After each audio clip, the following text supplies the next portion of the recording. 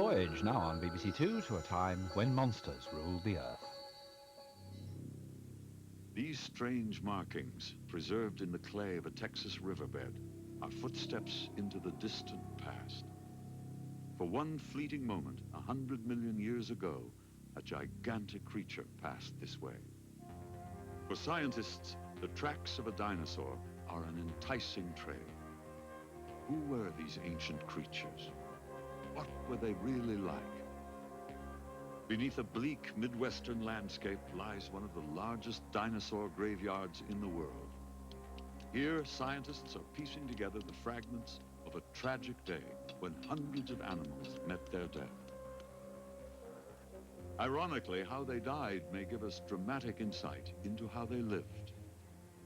Locked inside this rare fossilized egg is the embryo of an unborn dinosaur.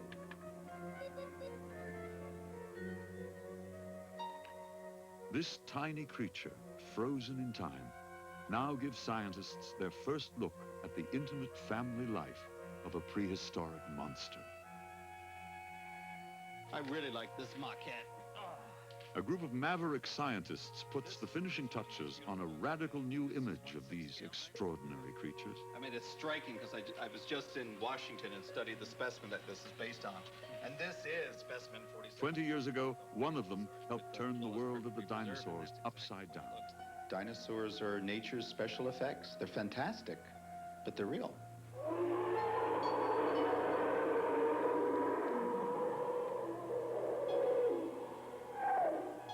And the armor plate around the eyeball. Join us now on a fascinating adventure to know these creatures as never before as we embark on the great dinosaur hunt.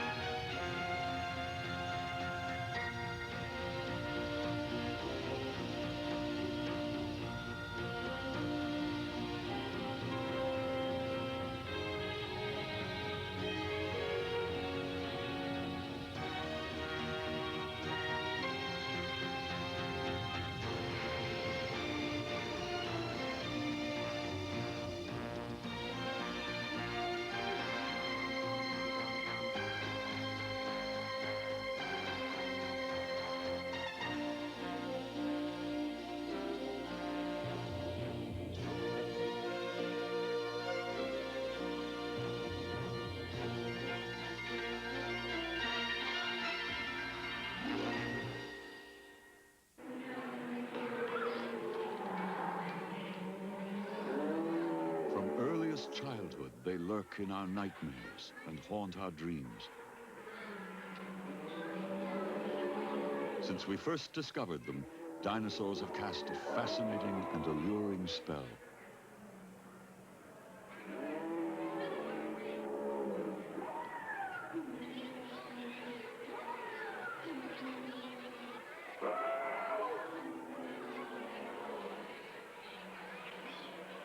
They provoke defiance,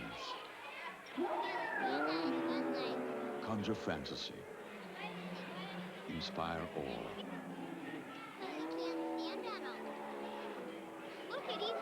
Perhaps they are all the more frightening because they are real. In the 1925 silent film classic, The Lost World, Hollywood exploited the fascination for dinosaurs and introduced them to a huge audience.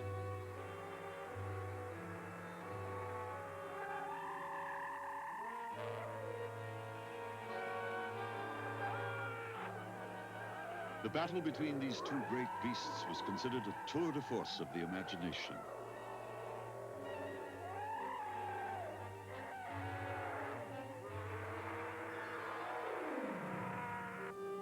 In fact, all that we had was the fossil record, ghostly proof that the Earth was once inhabited by a race of giants. Though all that remains are their bones, this mute evidence sparked a scientific quest which began in a rather unlikely place.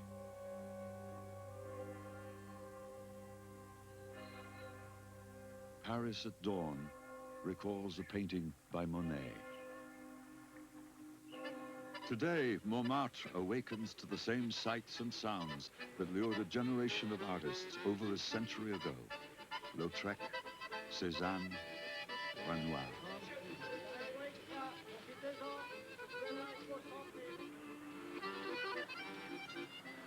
Paris remains steeped in art and culture, yet few are aware of the immense scientific discovery that took place beneath the sidewalk cafes in the shadow of the Cathedral Sacré-Cœur.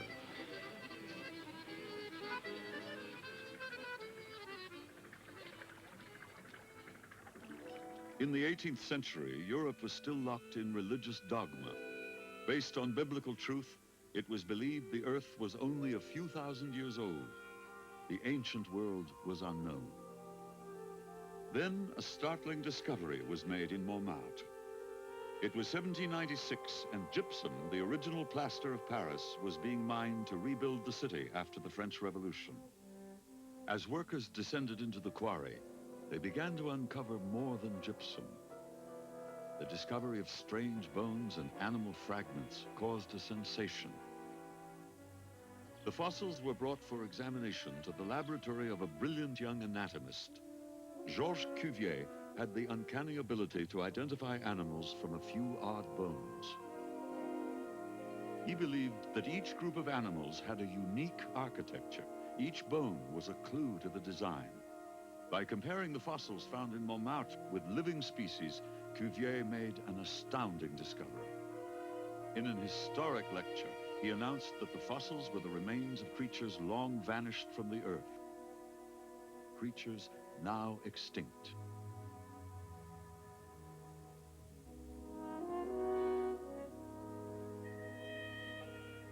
Today, the Museum of Natural History in Paris is a monument to the work of Georges Cuvier.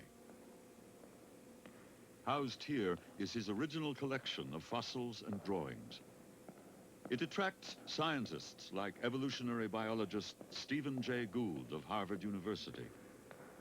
Gould considers the revelation of extinction a great achievement. But in Cuvier's time, it was overshadowed by doubt and controversy. At the end of the 18th century, a major debate arose as to whether animal species could become extinct. Lamarck, the great founder of evolution, denied it. Thomas Jefferson, our president, wrote an article just before he became president of the United States, arguing that extinction in principle could not occur. Now, the man who established the fact of extinction also worked here and was a colleague of Lamarck's, the great French paleontologist Georges Cuvier. You might think that extinction is a negative phenomenon and not particularly worthy of importance, but that's not so. It's extinction that gives the Earth its history, because if all the animals live all the time, you have no way of telling time. It's always the same. But if animals die and new ones originate, you begin to establish painstakingly the stages of a lengthy history.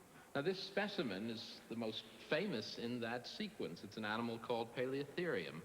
Cuvier found it and recognized that it was closely related to modern horses and tapirs, but clearly was not like any modern species. It was a creature that had died out, that had become extinct. Here's Cuvier's original drawing of the Paleotherium. You can see the bones in black, and then Cuvier tried to reclothe the fossil animal in flesh. He recognized from this bar of bone above the nose that the animal had a short snout, like a modern tapir. Going further back, here's one of the most famous of all fossils, the Mosasaur of Maastricht, discovered in Holland in the 1770s, brought to France after the Revolution. It had been called a crocodile, but Cuvier recognized that it was a giant seagoing lizard.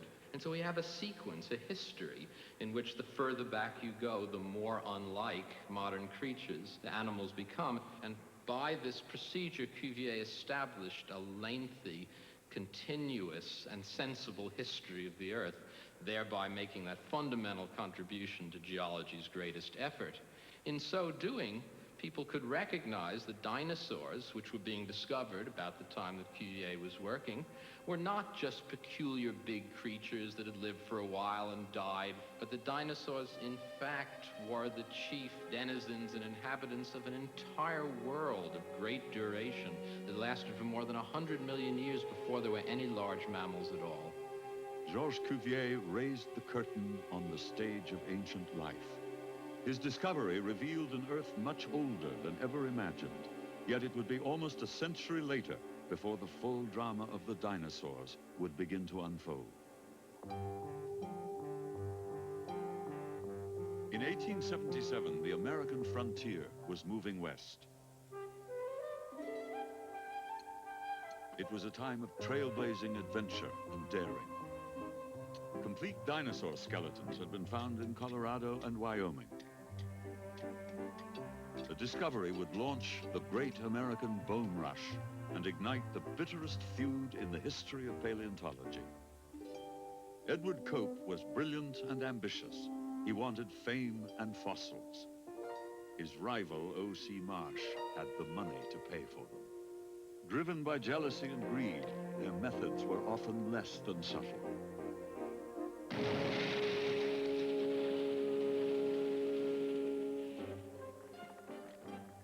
Before their rivalry began, only 9 dinosaur species had been discovered in all of North America.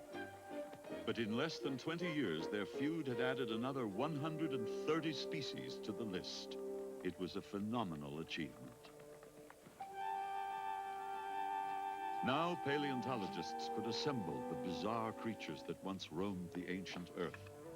Piece by piece, the dinosaurs emerged in exquisite detail. The word dinosaur is from the Greek, meaning terrible lizard, but the skeletons were of a different creature. Unlike lizards, dinosaurs had massive bodies and legs and stood fully erect. Clearly, they were unique.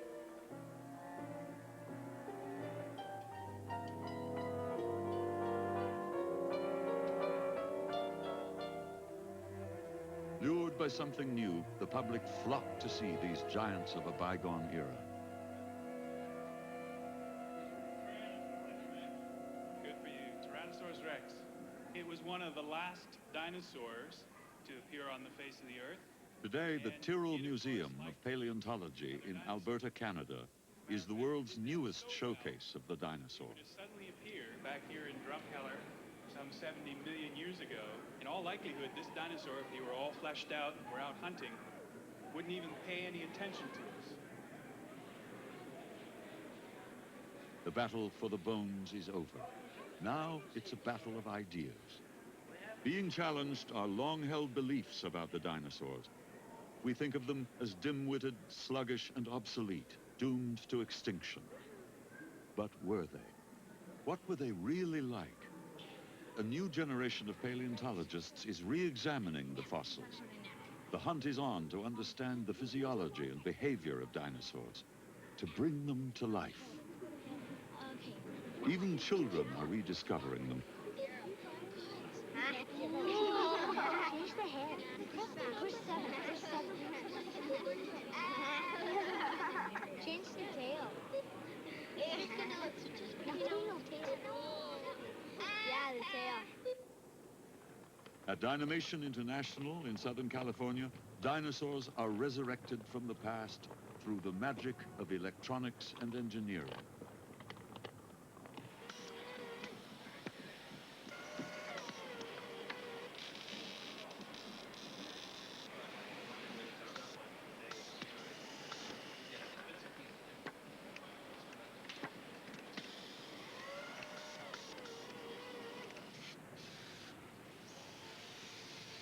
A baby Triceratops is fleshed out to appear as lifelike as possible. Based on the latest scientific information, these automated robots will serve as powerful teaching tools, custom-built for museums. Claw, inner 3 fingers with claws, the outer 2, no claws.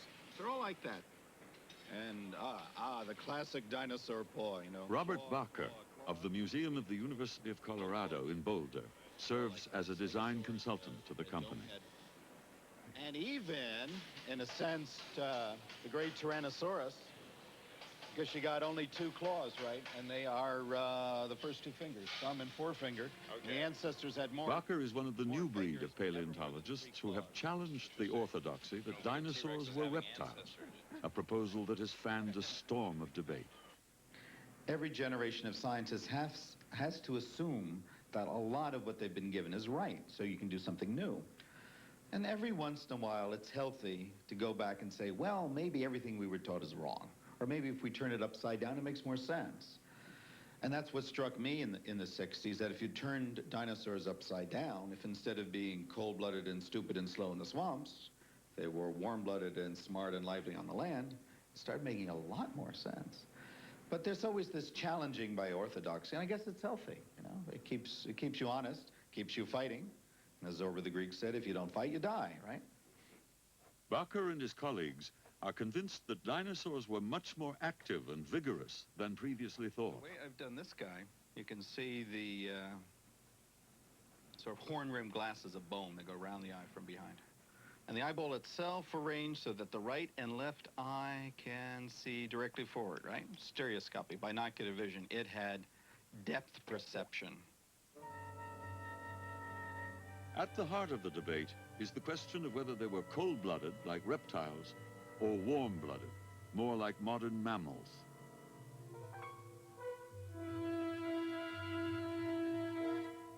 If they were warm-blooded, as Barker believes, many of them would have had high metabolisms, high levels of activity. The foreclaws look beautiful, too, especially that big, curved thumb claw. Originally, they were a little bit smaller. Yeah. The new theory is driving Dynamation's designs in every detail.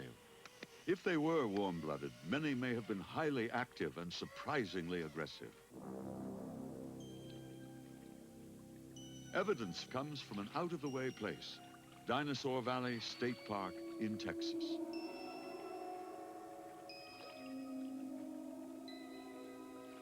Exposed by the slow weathering of time, the elements, and the ceaseless flow of the Paluxy River, these footprints offer alluring clues for dinosaur hunters. Trapped in stone, they have lingered here for more than 100 million years.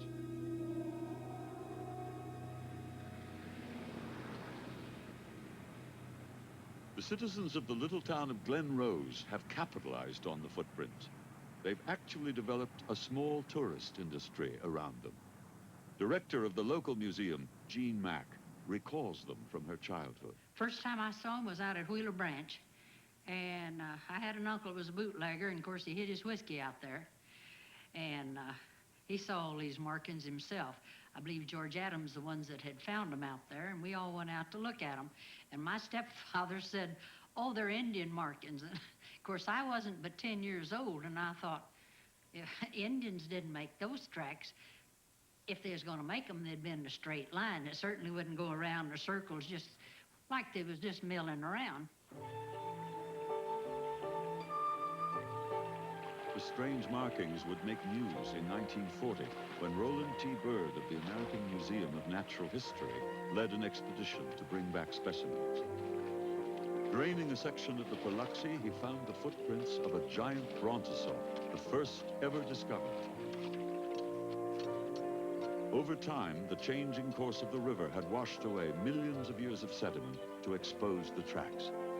The find was astounding. Before Byrd's discovery, scientists believed these giants languished in swamps where the buoyancy of water supported their immense weight. But the Texas footprints told a different story. They were not prisoners of swamps, but land animals capable of moving freely throughout their environment. Tracks have now been found around the world. A glimpse of a moment in the life of a dinosaur, they may also be an important clue to their physiology. 137. From right to left, it's about 169 centimeters. Okay, it's 169 centimeters. Okay. The distance between the tracks can tell a scientist how fast an animal was moving. A simple mathematical formula shows that if you know the height of an animal's leg and the length of its stride, you can determine its speed. Robert Baca. Now, if dinosaurs were cold-blooded, they would only need a cold-blooded amount of food, which means they could cruise, they could move at an average speed that was slow, as a giant lizard does today, as slow as a giant tortoise. They could move at 1 or 2 miles per hour. That would be enough.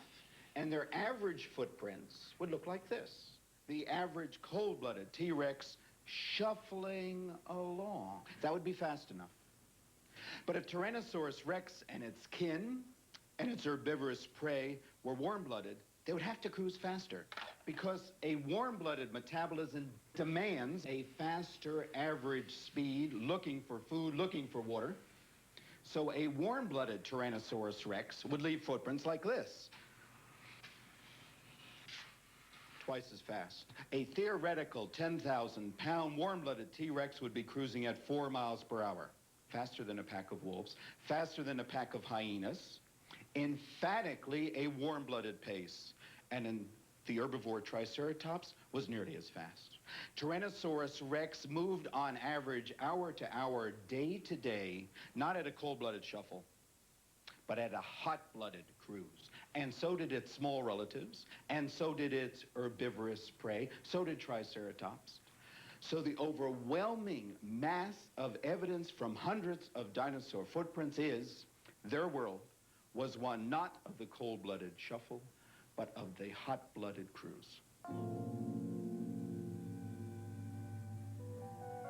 The debate continues. But with each new clue, we gain new insight into the physiology of dinosaurs.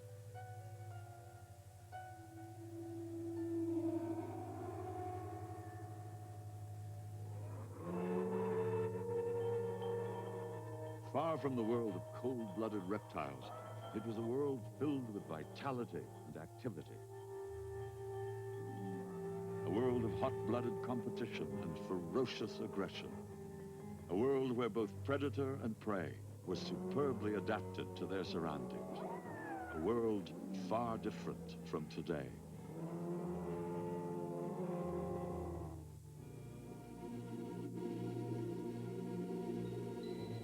"80 million years ago, the Atlantic Ocean was young, and the continents were slowly drifting apart. The central portion of what would become North America was covered by a vast inland sea. It stretched from the Gulf of Mexico to Canada. On its western shore, the Rocky Mountains were being thrust up by immense geological pressure.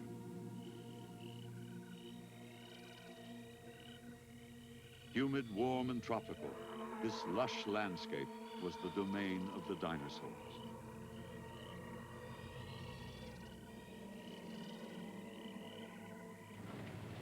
Today, it is Teton County, Montana. Here, Jack Horner of Montana State University's Museum of the Rockies made a fabulous discovery. In 1978, at a site now called Egg Mountain, Horner and his colleagues discovered the first nearly complete dinosaur eggs ever found on the American continent. The evidence would open a whole new horizon of knowledge about dinosaurs.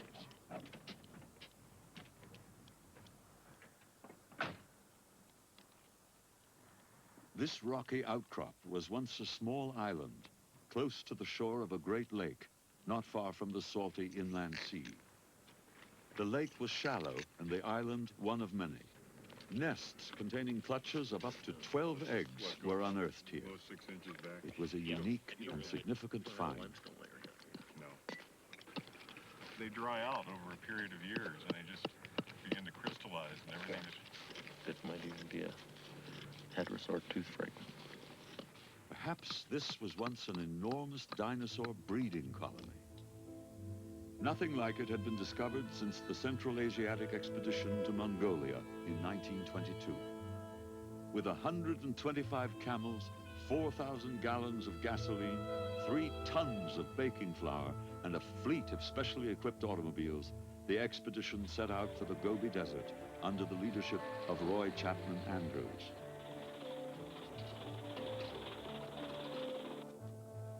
They were searching for the origins of man. Instead, they stumbled across the fossils of a dinosaur called Protoceratops.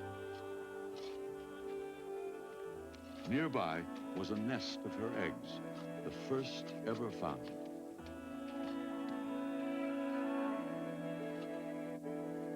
The eggs would capture the imagination of the public.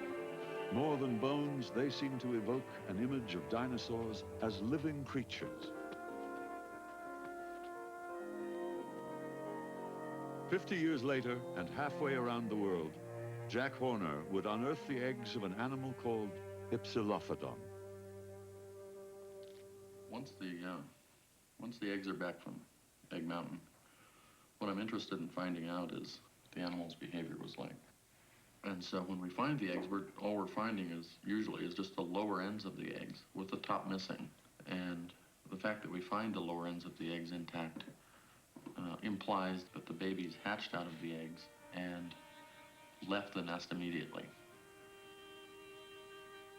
Now Horner must test his theory. Trapped within, for more than 700,000 centuries, a secret is about to be coaxed from the fossil egg.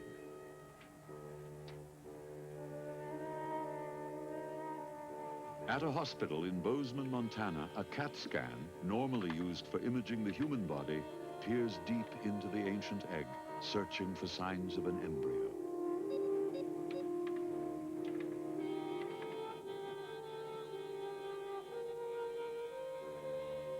Imperceptible to the untrained eye, the CAT scan reveals what Horner is looking for: tiny fragments of bone scattered within the egg. After the egg is opened, the evidence is pieced back together. The bones tell an amazing story. We find the ends of the bones are well formed. They have a nice smooth surface on them. It means that the animal is capable of using its limbs like an adult. This is a model of a hatchling, and basically what it is a not much larger edition of the embryo. But by looking at the skeleton of the embryo and figuring out where the muscle scars are, we can reconstruct the animal, what it looked like in life. And so, from the fossil evidence comes intimate details of the life of a Hypsilophodon. It was an agile little creature that could leave the nest soon after birth and begin its search for food. Because their nests were found in colonies, they probably organized in groups.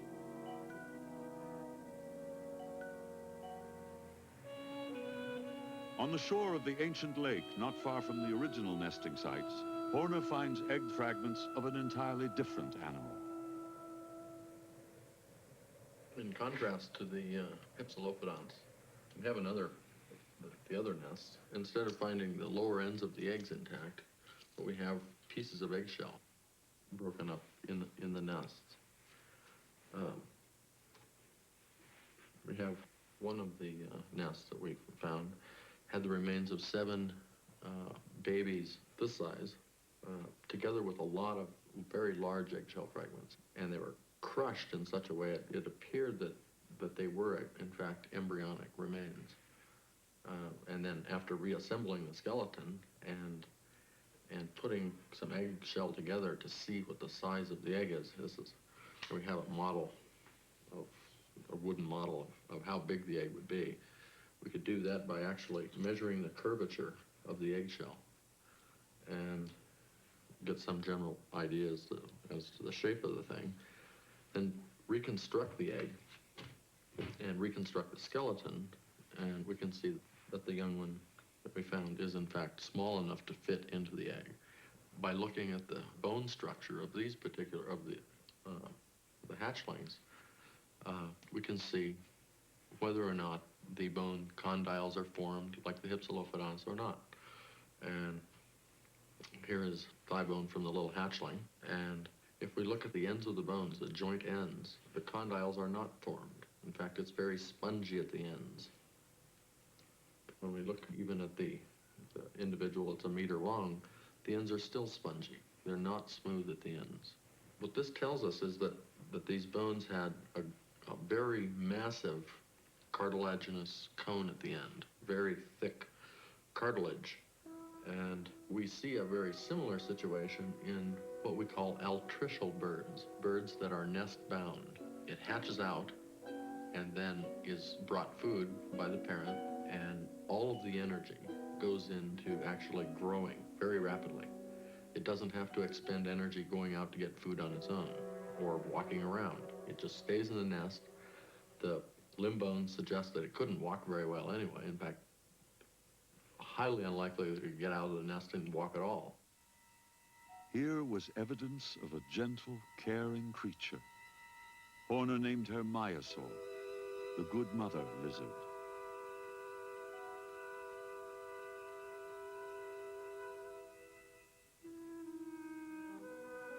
From the tiniest fragments, stunning details of social behavior and nurturing in an ancient dinosaur breeding colony. Jack Horner's work has given us a rare glimpse of life on Earth more than 70 million years ago.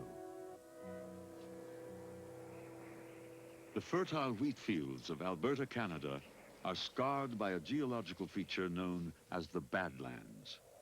Embedded in each layer are millions of years of dinosaur history. The region is a magnet to paleontologists like Philip Curry, assistant director of the Tyrrell Museum. It was more than 100 years ago that the first dinosaur skeleton was discovered in this region. And very quickly, Alberta became well known as a place to go to collect good articulated dinosaur skeletons. And collect them they did. By the turn of the century, tons of specimens had been crated and shipped to museums. Since 1980, Curry and his team have excavated a single bone bed containing hundreds of dinosaurs, all of the same species. The team is trying to reconstruct what happened. The best interpretation we have right now is that a herd of Centrosaurus was traveling through this particular region 75 million years ago or so, and that these animals tried to cross a river in flood. Now, crossing a river in flood is normally not a problem for any animal as long as they're going as individuals. But as soon as they start moving in herds, and very large herds at that, then they start running into problems.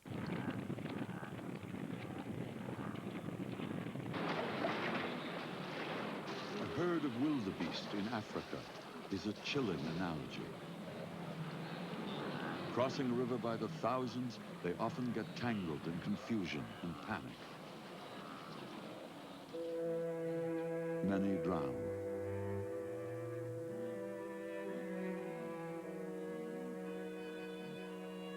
The geology of the Alberta Badlands reveals this region was once the site of an ancient river. It is here that a herd of centrosaurs attempted a crossing.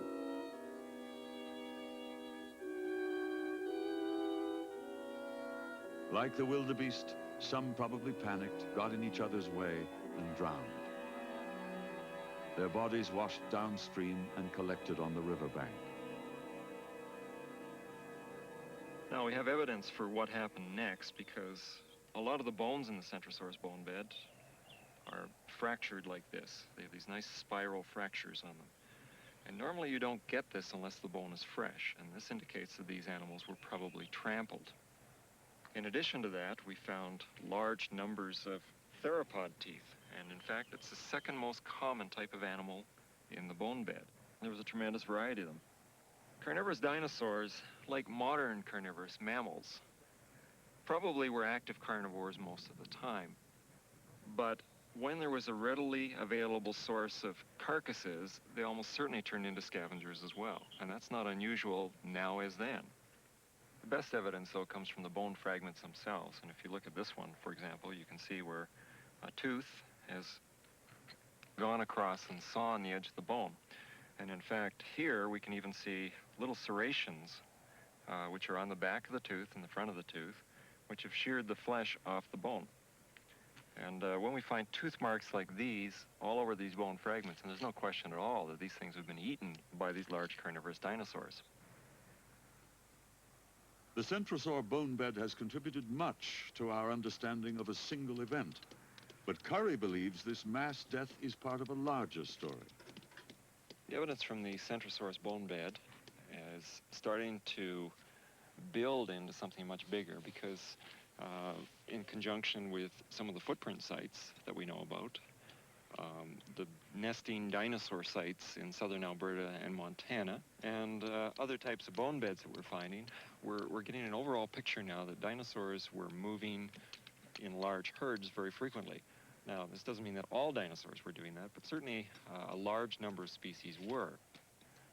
One has to come to several conclusions by looking at these different lines of evidence. And first of all, that the dinosaurs were going to the same general areas every year, year after year, to lay their eggs, and they would stay around there until the young were old enough that they could join the herd and go on the move themselves.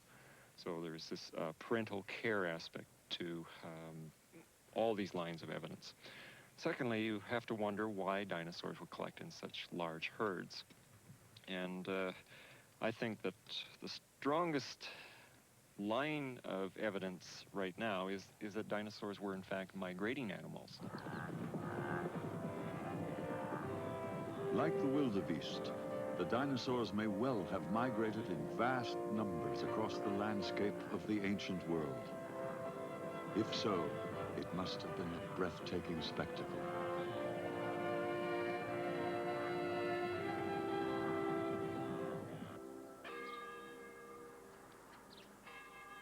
The University of California, Berkeley. Paleontologist David Weishempel of the Johns Hopkins University has come to study a remarkable fossil that may provide clues to possible dinosaur communication. The animal was Parasaurolophus. It had a strange, elongated crest on its head. For a long time, scientists pondered over its purpose. Some scientists early on thought that because, say in this Parasaurolophus, the crest projects behind the head, well, because they're hollow, they were used as air storage chambers, say for underwater feeding. Other scientists have thought it was used as a snorkel, but there's no hole at the end. Another idea was that the crest was used to cool the brain. It's hollow and very close to the brain inside the skull. But there are other animals that lived at the same time that didn't have these sorts of things, and yet they survived. So it's hardly likely that the crests were used specifically to cool the brain. The puzzle intrigued Weishempel. He decided to investigate by slicing open one of the fossil heads to expose the inside of the crested chamber. So what I found was, say this is a skull, and you're looking at a cutaway of the crest, and that it's hollow from the base of the crest down here up through the tip of the crest. The crest is hollow. There's a passageway along all the way to the end of the crest. Sharp U-bend here. And then it continues along above itself all the way out to the nostrils. So if we position a vocal organ, some sort of sound generator in the throat here that produces some sound, that sound is forced through the back of the throat, past the back of the palate, up into the crest, along the entire length of the crest, then scoots around here at the U-bend, comes along here, and the sound is emitted into the environment at the level of the nostrils, and then it's out. An animal as bizarre as Parasaurolophus really called for kind of a creative approach. So what I did was go down to the local hardware store, get some PVC tubing, got some small bits to fit on the end to make that real sharp U-bend at the end of the crest, fashioned myself kind of a creative little mouthpiece where the vocal organ is. And when I was done, what I got was, believe it or not, this model. But actually, this is just about the size and shape of the crest of these rather bizarre animals. And what you'll be hearing next is the sounds that these dinosaurs made some 75 million years ago.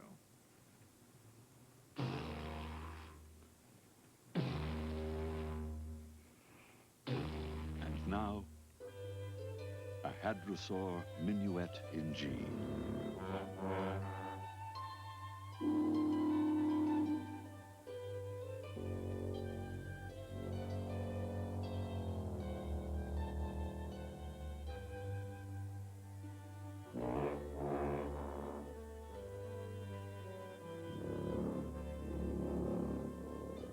There were other members of the crested hadrosaur family. Perhaps they too were capable of producing sound.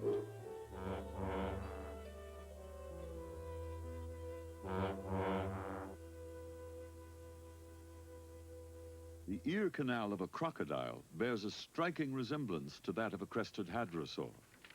Crocodiles hear very low-frequency sounds. Comparing the two led Weishampel to ask, might dinosaurs have used such sounds to communicate? Low-frequency sound carries a tremendous distance compared to high-frequency sound, simply over any kind of terrain, because they are they have such long wavelengths that things don't get in the way of low-frequency sound. So if the object of the game is to communicate over kilometers, miles, low-frequency sound will do it, whereas high-frequency sound will not.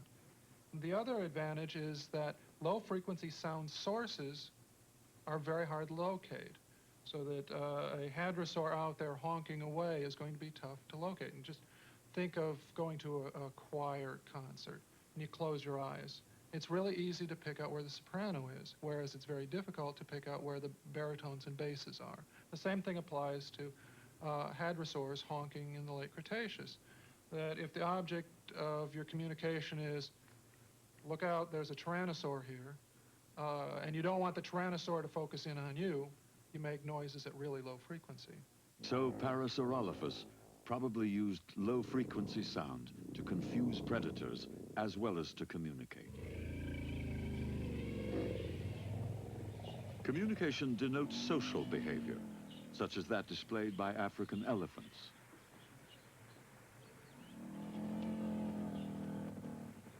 Like elephants, could the dinosaurs use low-frequency sound to warn of impending danger, protect their young, and coordinate the movements of the herd?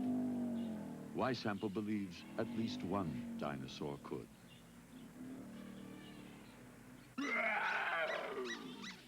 The highlight of a children's birthday party is the guest appearance of Tyrannosaurus Rex.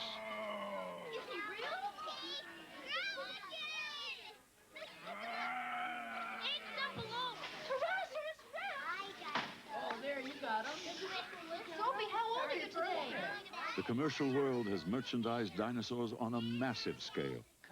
From toys to t-shirts and games to party favors, they have become curious companions, part of our lifestyle and our culture. I'm making the tail. I'm making the tail too. A dinosaur may also be a child's first introduction to science. Who is not familiar with Triceratops, Stegosaurus, and that perennial favorite, Tyrannosaurus Rex?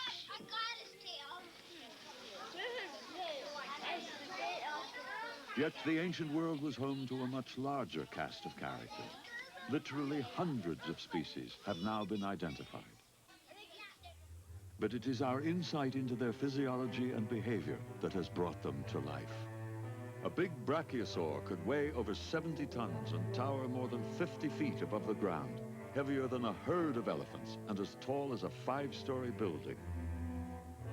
Some of the plant-eating giants, like Diplodocus and Apatosaurus, were as long as a tennis court, but they were probably docile, gentle creatures. Most coelurosaurs were fast and tiny, some no bigger than a chicken. Ankylosaurs were fully armored and weighed up to 3 tons. Their club-like tails were surely formidable weapons.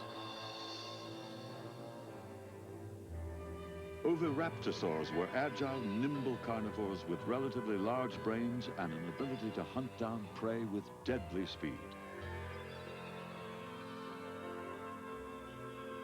Dinosaurs were weird and wonderful in so many ways, and they were real. As creatures of flesh and blood, they were truly magnificent.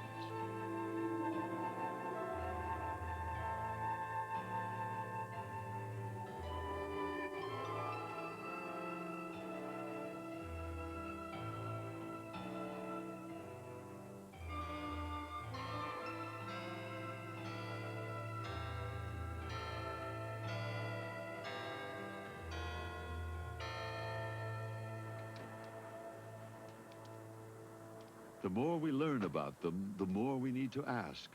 Perhaps the most controversial question of all concerns their fate. In 1987, Robert Bakker was on a routine visit to the Cleveland Museum of Natural History when he made an intriguing discovery.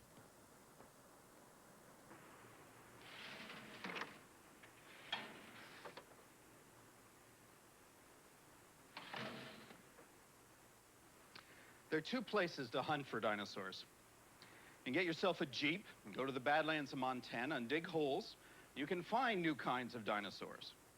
Then there's the other place. You can go to a basement like this, a gloomy place, where museums keep their research collections in careful storage, specimens collected 20, 30 years ago, waiting for the scholar to come by and read the bones. And these new discoveries of dinosaurs in basements and in the Badlands are challenging everything we thought was true about dinosaurs. These new discoveries are saying we've got to rethink the ideas that dinosaurs were cold-blooded, rethink the idea that they were stupid and slow, and rethink the idea that they died without descendants. And guaranteed, in museums like this, there'll be every year new discoveries about dinosaurs. Relegated to a dusty shelf for more than 40 years was a fossil that bore an uncanny resemblance to Tyrannosaurus rex. Bakker renamed it Nanotyrannus, the pygmy tyrant. Now, the really neat thing about this head is that it's a downsized version of the most famous dinosaur in the world, that is, Tyrannosaurus rex. Now, you look at T-Rex, you've got an animal with a head 4 feet long, with a body that's 5 or 6 tons. Nano is a close relative, a head only as big as a polar bear, a body maybe 600 pounds, pony size. And yet the little dinosaur and the giant dinosaur share the same architectural stamp. You look at this head with the eye of an anatomist, and what you see written is bird, not lizard, but bird. The narrow snout, the big eyes, and especially the plumbing. Bird in these air canals, in the eyebrow, in the cheek, and all over the brain case and the back of the skull. So every time this little dinosaur took a breath, air went in and around every part of its head to cool the head. Air conditioning means the animal needed to cool itself. Why would it have to cool? Because it was a very active animal. More important is the similarity between this skull and a small carnivorous dinosaur called Troodon.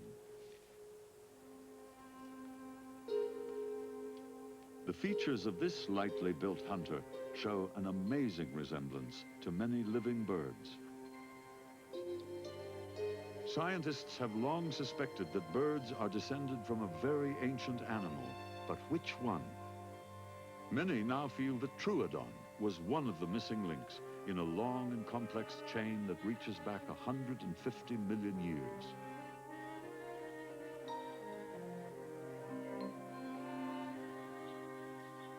Beneath its colored feathers and exotic plumage, the anatomy of a bird points unmistakably to its dinosaur ancestry.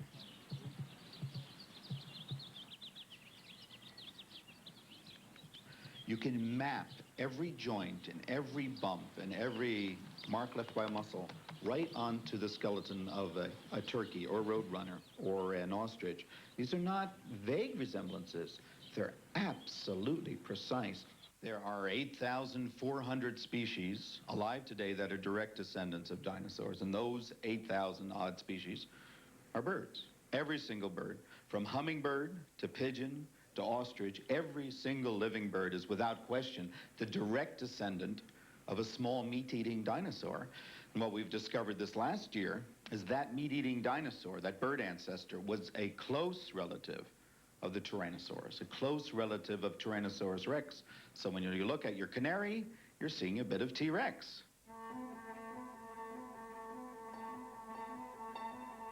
Today, many scientists believe that birds did not only descend from dinosaurs, they are dinosaurs.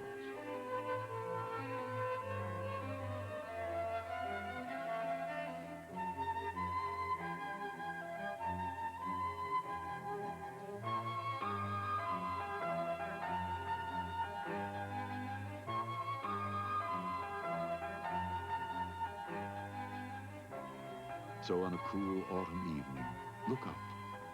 You may just see the dinosaurs migrating.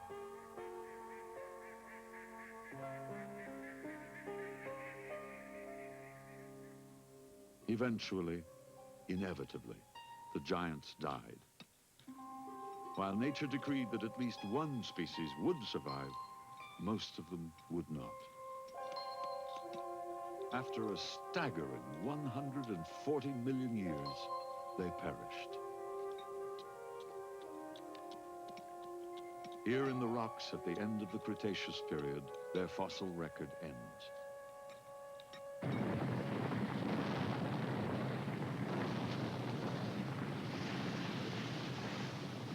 How did they die?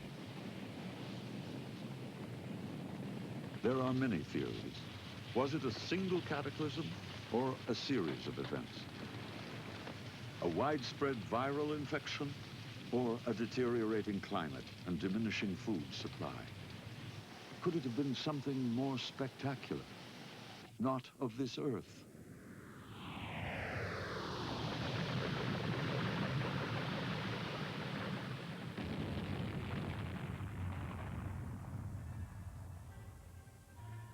A fiery encounter with a meteor and the resulting devastation from a firestorm as soot and ash filled the atmosphere, blotting out the sun and destroying most of life.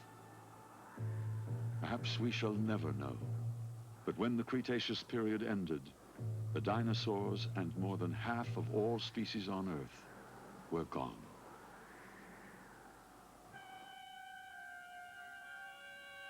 Once we knew only that they vanished. Now we know the dinosaurs ruled the land longer than any creature before them or since. Generation after generation, they roamed every continent and explored every niche.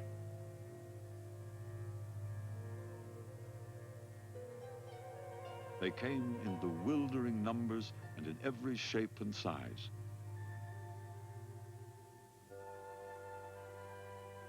They could not foresee their own extinction, nor prevent it. But all things must die. For 140 million years, they controlled the destiny of life on this planet. Georges Cuvier once noted, man has been granted but a moment's sojourn on the earth. In that brief moment, we alone are the only species to comprehend and appreciate the great dinosaurs.